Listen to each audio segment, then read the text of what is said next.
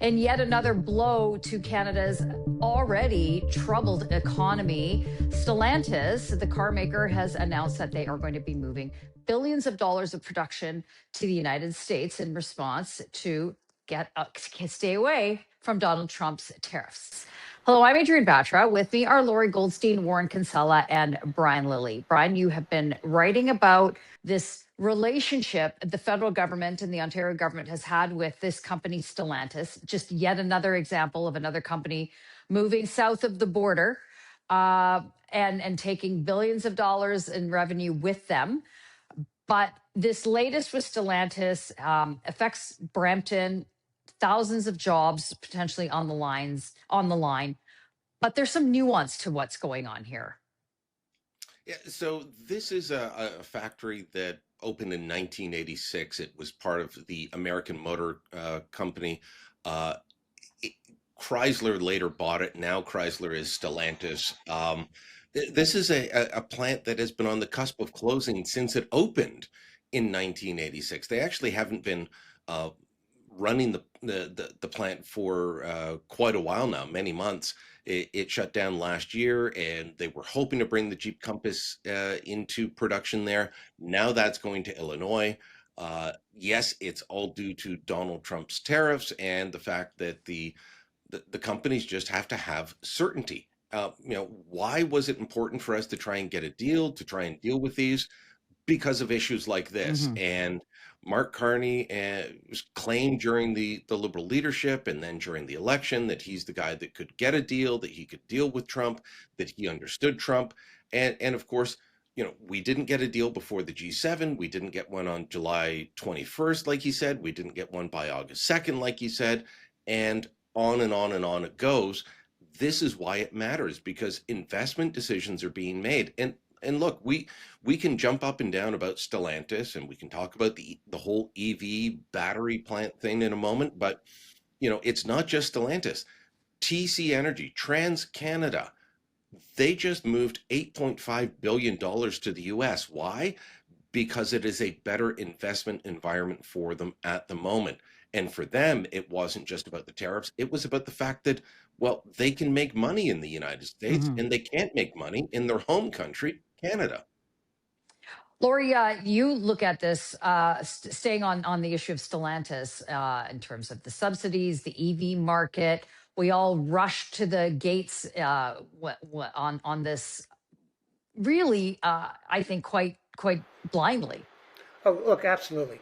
All of this goes back to the Joe Biden administration. He passed a thing called the Inflation Reduction Act, which was bizarrely named because what it was going to do was give billions and billions and billions of dollars to automakers to, build EVs. The former finance minister, Christian Freeland, even said in one of her budgets, we wouldn't do what we're doing if it wasn't for that. And so what our government did was committed up to $52.5 billion to encourage the creation of an EV, electric vehicle and electric vehicle battery supply chain in Canada. They committed up to, I believe it was 15 billion to Stellantis. Now, to be careful here, most of this is based on production guarantees. So the vast majority of money hasn't gone out. But that's not the real issue. The issue here is this 13 billion US thing that Stellantis is doing, where it's taking the Brampton jobs to Illinois and to four other states, right? But they're all backing away from electric vehicles. That's the problem. We're in the middle of trying to develop a supply chain for EVs and EV batteries that General Motors as well. General Motors just reported a 1.4 billion loss in the third quarter in its electric vehicle thing, and saying it's going to re-emphasize gas-powered vehicles. Now in Canada, we're totally the other way. If you remember when Trudeau was in power, he did a video about, we gambled on the electric vehicle industry, or we bet on them and they're betting on us. No, they're not betting on us. They're moving away. On a purely political thing, and just to wind up, the circumstances are different. But I'm not sure Carney is the strongest guy to say to Stellantis, you have to stay here. The company he was the chair of the board of, Brookfield Asset Management, moved its headquarters from Toronto to New York, saying it was the best deal for their shareholders. These auto companies can argue the same thing.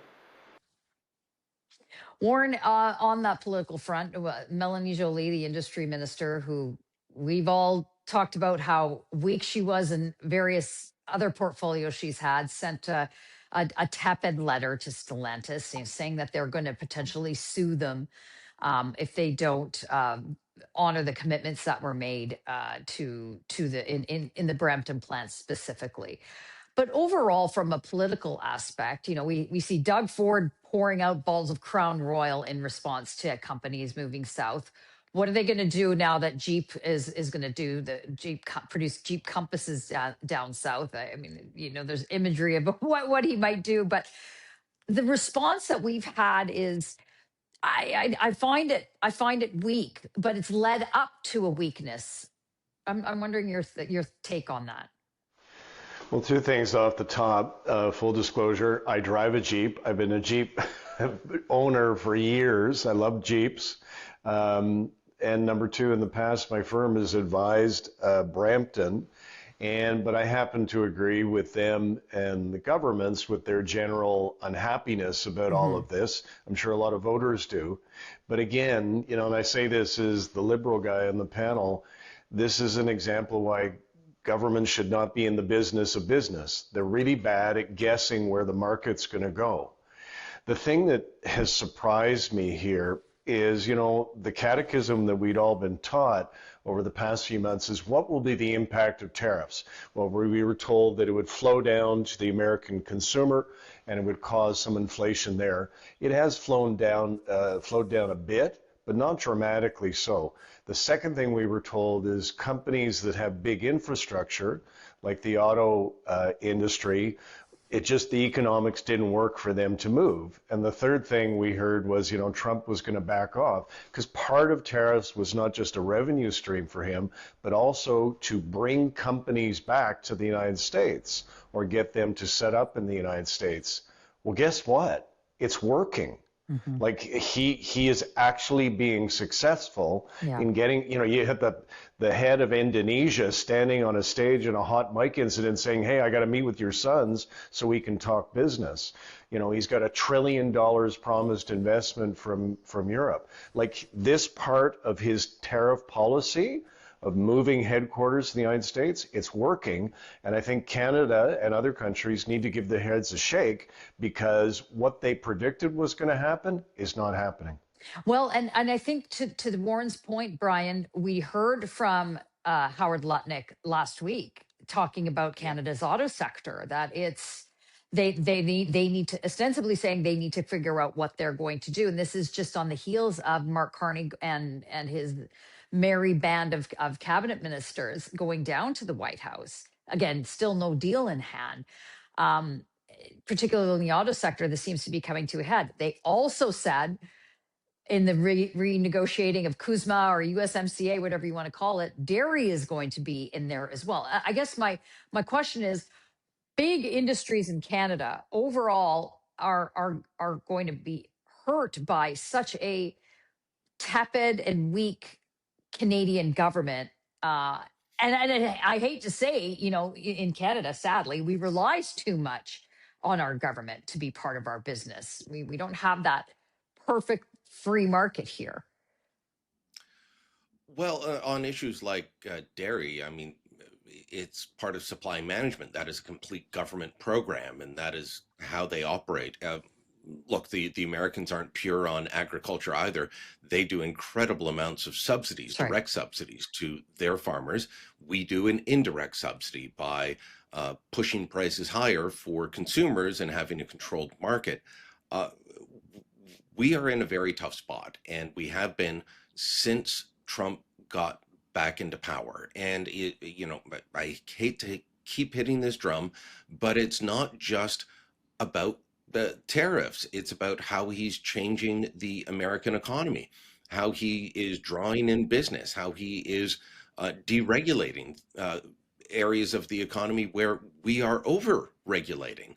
And we need to figure out what to do to respond to that. And we have not been fast enough in doing that. We have been very slow. We have, to use the word that you used about Melanie Joly's letter, our actions have been tepid. We have been weak on this. And, we're 10 months in. We're 10 months into Donald Trump, and we do not have a proper response yet. And we're being told, well, there will be more to come by Grey Cup, which is a month from now. That's November 15th, 16th weekend. They're going to announce another batch of projects. And according to Premier Doug Ford, that will include the Ring of Fire. Will it include a pipeline? We'll see. We need to do more. And not just yes, I think that we do need to deal with Donald Trump on tariffs, but we need to do more in terms of unleashing our economy. We could be one of the richest countries in the world if we would just get out of our own way. And we have spent the last decade trying to figure out how to, make life more difficult and more expensive for the average Canadian. Let's get out of our own way.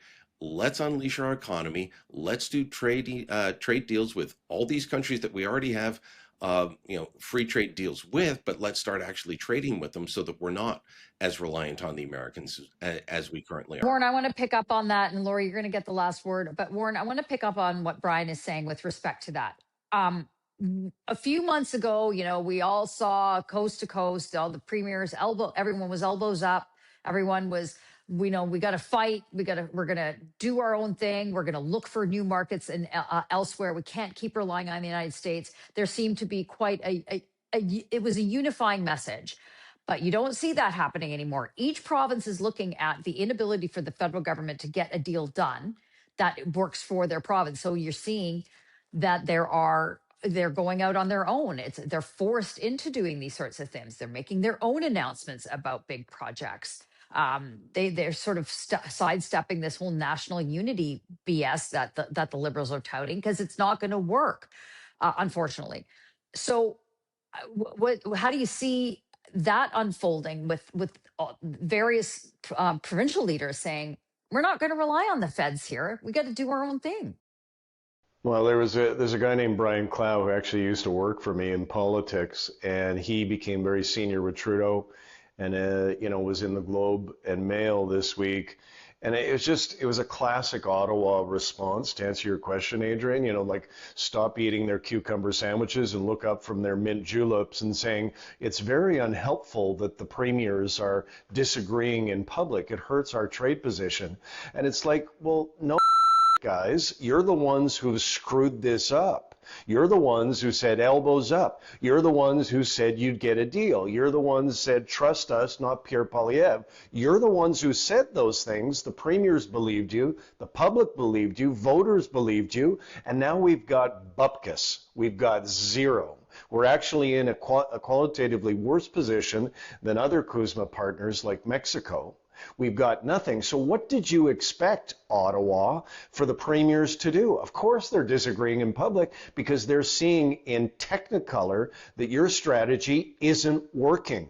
It isn't working. I mean, Dominic LeBlanc, I think, lives in Washington now. He has produced absolutely zero for all the time that he has spent there. And that's the political problem, is Canadians are now starting to figure it out. The premiers definitely have. It's not working.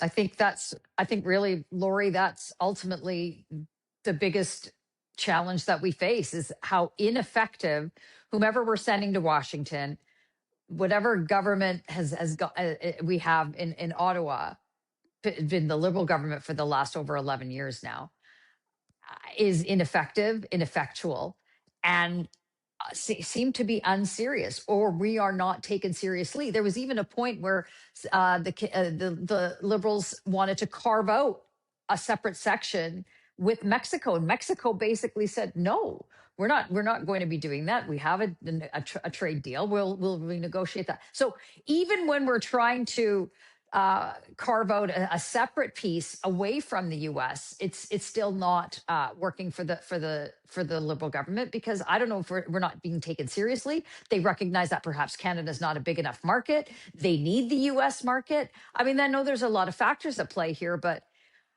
it's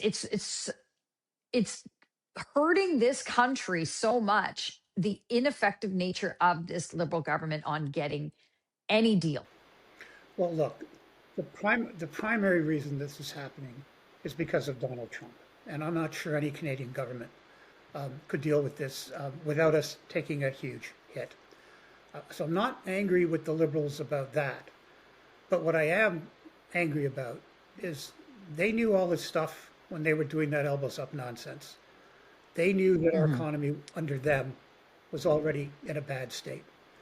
They knew that Carney's lovely speeches about we've got to go together like we've never done before, we got to go fast, which is Warren said, those were the things they were sold on. Well, look at the situation now, just a few months later. Alberta and BC are fighting each other because Alberta wants an oil pipeline and BC doesn't.